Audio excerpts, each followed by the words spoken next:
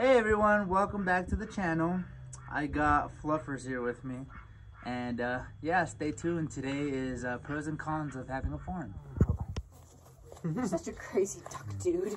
Alright, so as we were talking earlier, you know, the baby started crying and we tended to her. I think I left off on the ducks. You did. You were talking about their pool and how you wanted a koi pond just to ensure that they were, they had a pond. They're like the cleanest. They left the shower in the morning and everything. He's a liar. They are dirty just like any other duck is. He is my crazy duck slash chicken lady. I like the chickens. Poultry. He is the poultry dude. Like, I love the horses. I love the rabbits. And, like, I even mentioned getting any new chicks or chickens, and he's just like... yeah. He's like, surprised Pikachu face, but yet, let's do it. They're like the softest things ever. They're softer than rabbits, in my opinion. At least mine is. I humbly disagree with you. But when it comes to... He wants to go back inside with his girlfriend and his brother. Yes. Anyways, though, I'm going to let him go so we can chit-chat about this. Bye, Fluffers. So, pros and cons when it comes to living on the farm. You run out of space. When it comes to, like, a homestead of, like, between 1 to 2 acres, you run out of space. Yeah, because we do have a micro homestead. I can talk about manure. I can talk about general straw on the ground, feathers on the ground, miscellaneous, you know, other things such as my husky right here, this little girl, come here. But as you were saying, one of the cons of having dogs is that they are, let's say, dangerous to your other livestock if you're not careful. Yeah, they can be dangerous, just because, you know, dogs are immediately like, ooh. They're predatory animals. Yeah. A friend. They are man's best friend.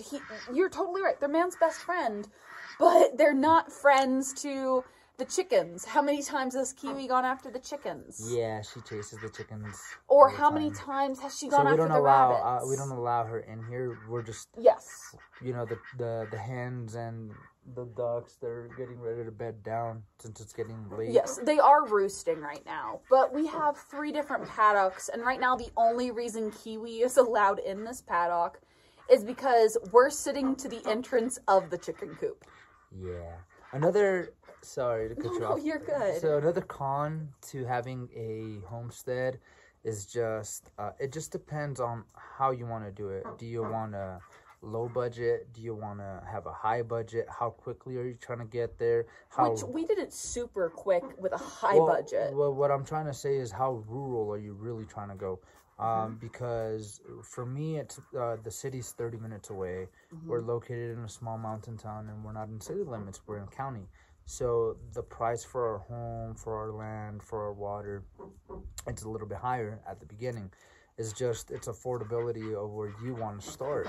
So for us, I would like to say we started kind of like right at the middle, a little bit higher.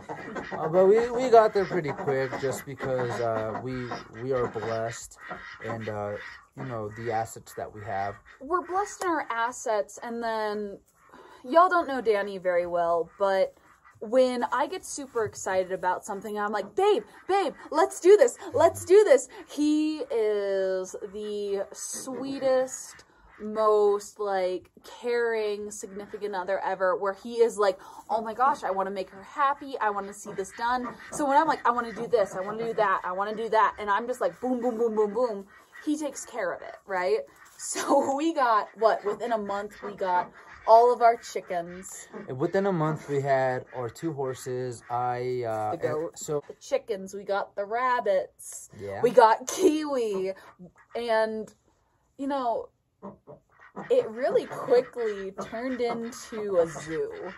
Yeah, but you know, so Madison was talking about like all these little things to me as far as like what she wants, and then she knows, if you don't know, what I want is, you know, aside from making her happy, I just want to have a nice creek running down our property and in a, you know, vast land, open, And what the plan is, this homestead is a 6-year plan. It might not just necessarily be here, because we have bigger plans to own between 40 to 60 acres.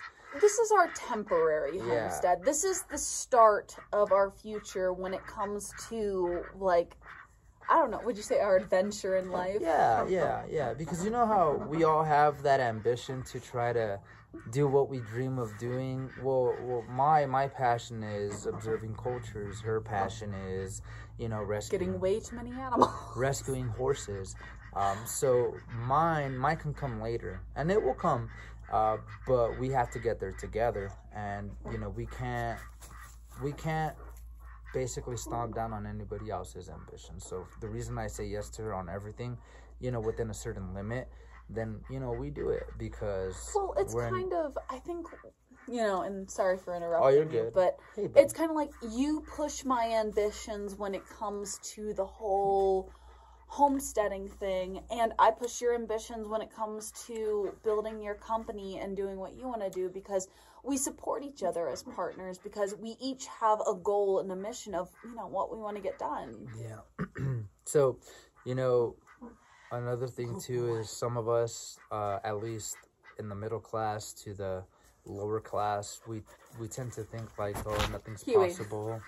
Nothing's possible in life. I can't get there. I can't do this. So I have a two-phase thing that I want to do with my company that I actually just started up.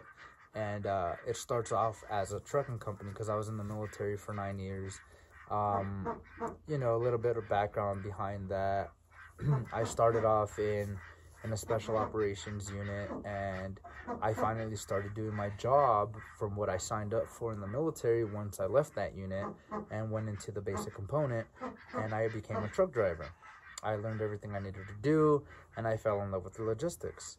So the first phase of my company, it's more of it's having my own authority and not necessarily working under anybody. Second phase is in the company. I'm gonna have to pay the fees because I just got what is it called, the approval from the Secretary of State in Colorado. I got everything, my LLC going for me. The second phase is to pay the fees into turning it into a business that is agriculture, and that has anything to do with either selling our own personal hay, our chickens, our eggs production, our rabbit production, our horses, doing competitions. So basically what you're saying is we're looking at turning it into a business to where we're allowed to do sales and profit from what we're doing. Yeah, but not only that, but do it in a more reasonable price, because I'm a big believer that we're straying away from that middle point of affordability, and we at least want to be that backbone, that one of those companies that stands for that. And I mean, those are our ambitions and goals. What if we get there, we get there. If we don't, at least we tried, because if we don't try, we will never know if we could have. So we had to come back inside, beat you to it. We were talking about the pros and cons as to having a homestead. Yeah, we had to come inside because since you beat me to it, it was kind of getting dark outside and we were kind of chit-chatting a little too long. But pros and cons when it comes to a homestead, what, other than the chickens and ducks, because you're a crazy chicken lady, do you like about being on the homestead? It just takes you back to the basics of life. I'm from the city, a large city, Los Angeles. We're so quick to just live life day after day after day and just worry about money, worry about what we're doing, and the next day. But when you're in a farm, especially when it's your own and you're working, you slow that time down. And when you slow that time down, it makes you realize that it makes you realize that you actually get the opportunity to enjoy life. At least for me, she's not a city girl at all, But from my experience, it's very nice to just have that transition into just being, you know, normal and normalizing these things. You know, it's very hard to really be like, oh, this is where my meat comes from. This is where my so and so comes from. Produce to poultry to beef and all that other stuff. Now you know where your meat comes from. You get to know it's your very animals. censored. Yeah, you get to know your animals, and at the end of the day, you know, it's beautiful. You're more connected. You're more connected not only to your animals, but at nighttime, you get that peace and quietness that people long for. You see all the stars.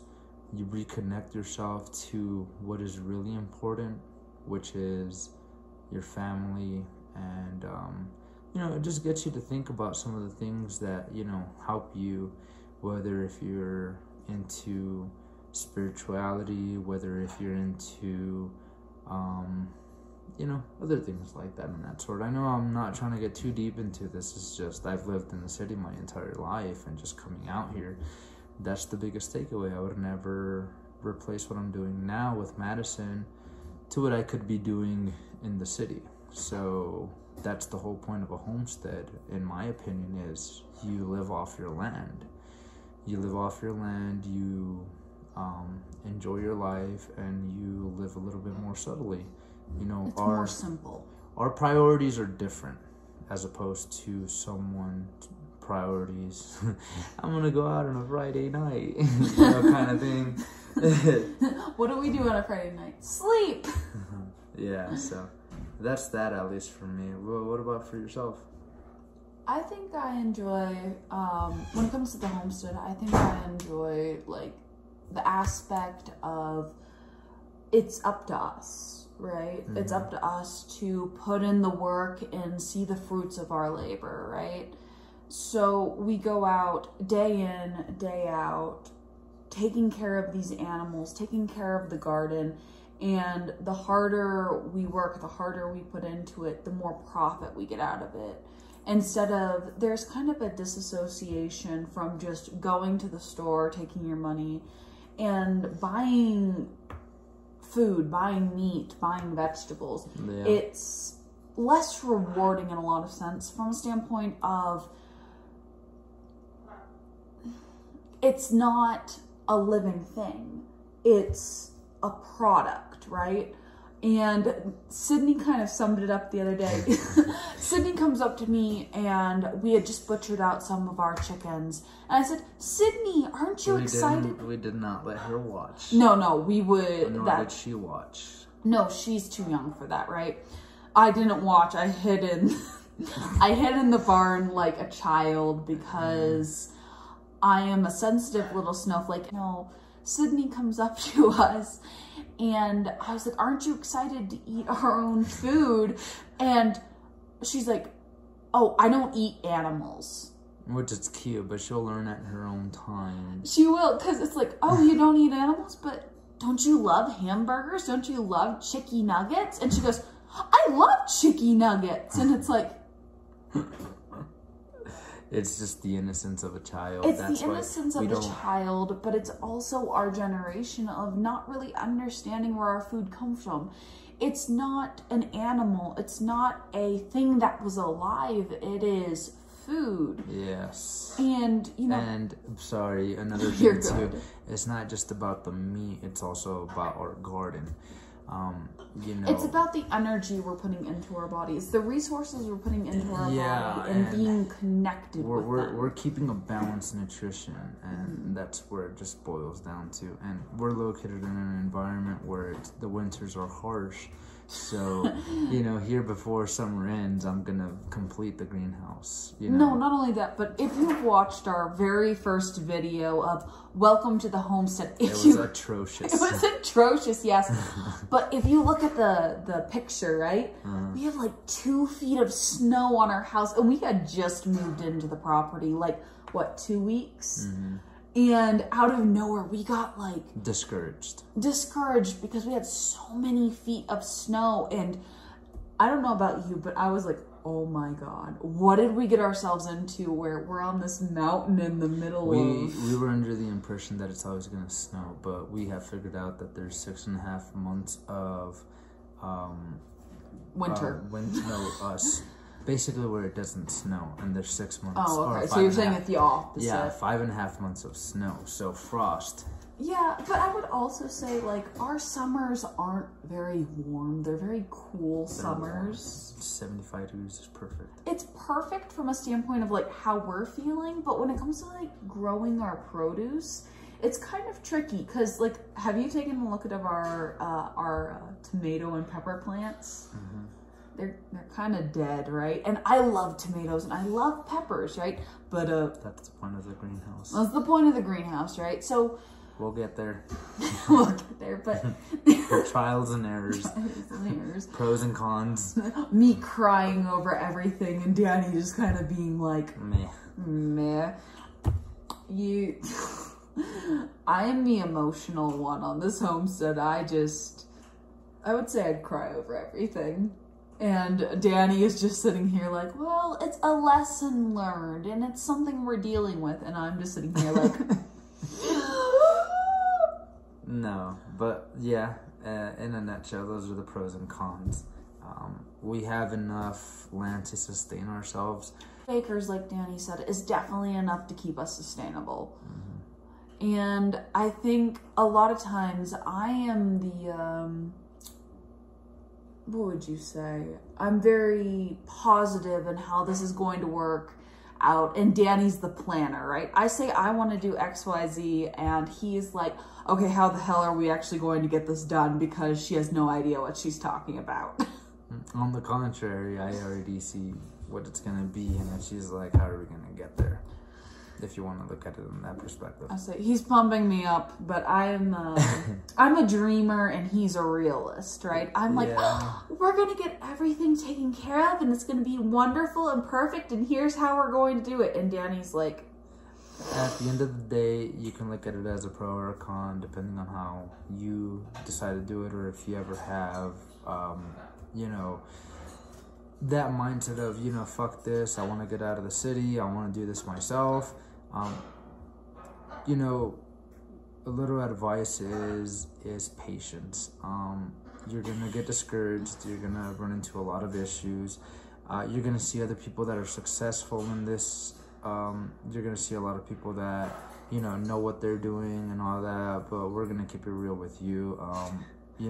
At first we didn't know what the fuck we were doing, but we had an idea. And through those ideas, we built it into what we have now, and we're doing it a lot faster than we thought. And, I can sit there and tell you like, hey, I know how to do this, I know how to do that. The reality of it is some of the stuff I had to, do my own research, do my own, figure it out on YouTube, talk to my family from Mexico, how to butcher a deer, a cow, the chickens I already know how. Well, even when you're saying butchering, right? Mm-hmm. For instance, we butchered out 3 chickens, and at first, when they butchered them out, we're like, oh my God, they're hens. We thought they were hens. We thought they were hens, when I was like, oh my gosh, I put in so much research as to how do we tell the difference between hens and roosters, right? I was almost distraught by the fact that I thought we had killed off 3 hens when I thought they were roosters. With the mix up of testicles versus eggs, there was that learning curve, and there was some really, I wouldn't say necessarily depression, but there was definitely some sadness. There was some upset that we thought we made a huge mistake in our learning curve, that we killed off these hens, and it was like, oh my gosh. And together we kind of learned, and then we were like, oh no, we were right all along, but it could have been a lot worse. But we kind of we pushed through it, and then all of a sudden we had what we thought was a disastrous outcome. And then in the next few days, it was like, hey, you want to get 50 chickens and raise them for meat? Meat birds. And, you know, I think, I don't know about you, but, you know, in our mistakes, when we got these 50 chickens and we decided, hey, let's go with a hatchery instead of... We haven't lost a single one of them. We haven't lost a single one. And in our first batch of chickens, we lost 4 in the first week from failure to thrive, I would say. So we had 18 left. We had 18 left, and then Madison bought 3 more. And then I bought 6 more. She bought 6 more. No, you did not. Yes, I did, because I bought 2. I bought 2 calicos. She bought 6 more. Actually, at the end of I bought 6 more. At the end of the day, after losing so many chickens, we realized like we're not gonna go through a mainstream. We weren't gonna go through something like Tractor Supply, right? We're not going through second party buying, right? We're not going through the middleman. We're not going, we're going directly through the hatchery. Exactly, because when you go through second party, you have to deal with not only them going through the mail and dealing with the fatigue and the problems that they go through the mail, but also the time frame that they've been in a not ideal environment with. They don't have, like, I don't know. I check on those chicks like at least 6 times a day, right? Mm-hmm. And I go, and I don't mean check as in like, peekaboo, I see you, but like actually going into the coop and taking care of it. And actually taking care of them, right? When you're at a secondhand party, such as like Tractor Supply, they don't have the time to do that, right? So if there is a problem, such as sticky butt, right? And we've talked about that before. Sticky butt is horrible. They don't have... They can survive off that. They can survive off that if it's taken care of, right? But if you don't have time to take care of it, they die off, right? And they lose the energy, and it's just a downhill spiral to losing a crap ton of chicks. So I think what we've kind of learned in, you know, what we've dealt with is, 1, it's cheaper to go through the first party, and 2, you have more success. You don't have a lot of die-offs, because I don't know about you, because you're a little thicker skinned than I am, but okay, you pretend to have a thicker skin. No, a little thicker skin, more like you can't handle just any of that stuff. I am a special little snowflake, okay?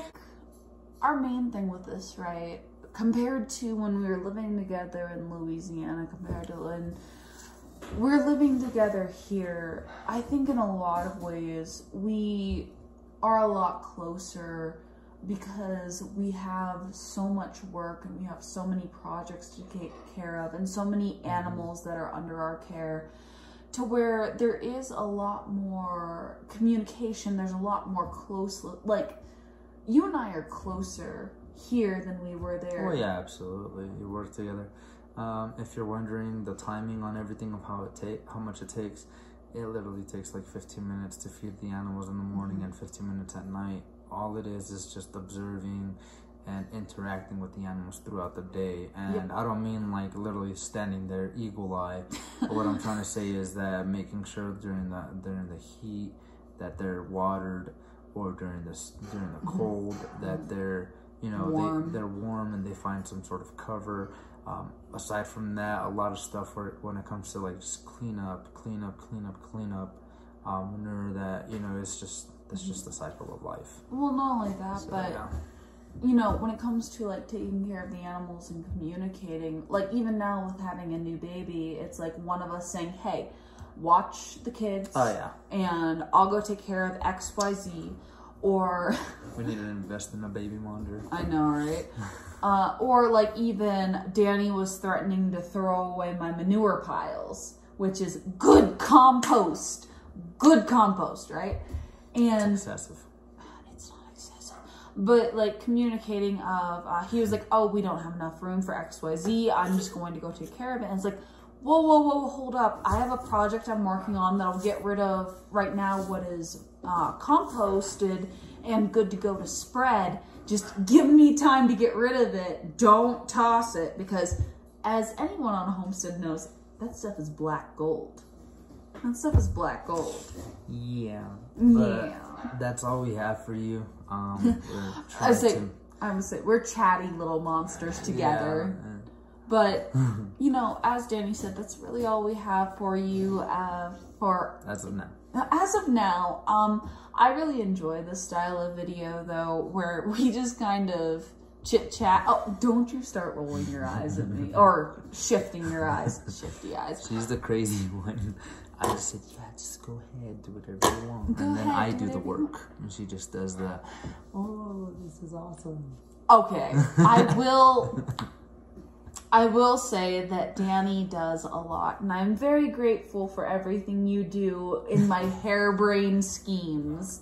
But I do a lot, you jerk. I have a lot of plans as far as like building stuff here, and I haven't gotten the chance to, just because as you know or not, the price of lumber is insanely high. It is. So we're gonna hold off on some of those projects that I have. But yeah, no, that was everything we have as of now, and then stay tuned.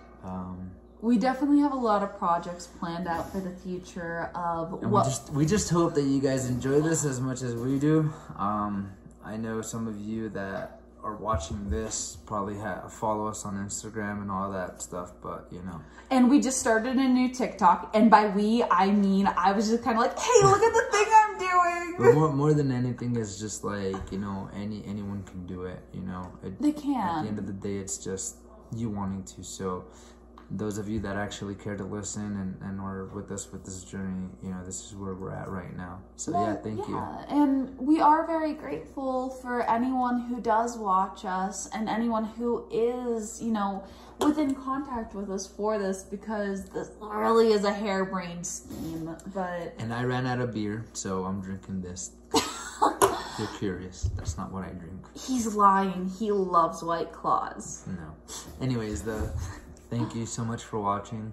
We really do appreciate it, and we're having so much fun with this. And, you know, stay tuned with us, because even though we are a little wild and doing the most at times, I think more than wild. a little more than wild, you know, we really do enjoy this, and we enjoy communicating with everyone and talking to everyone and kind of getting ideas of what to do next. So if you have any ideas for us, or you want to kind of add in, you know, your input, you know, leave a comment and we'll get back to you. You know, we'll chit chat back and forth, leave a like, you know, subscribe to see what we're doing, because there's always something going on. And I guess we're just saying, you know, thank you so much for joining us in this, and we'll see you for next week's video. Yeah.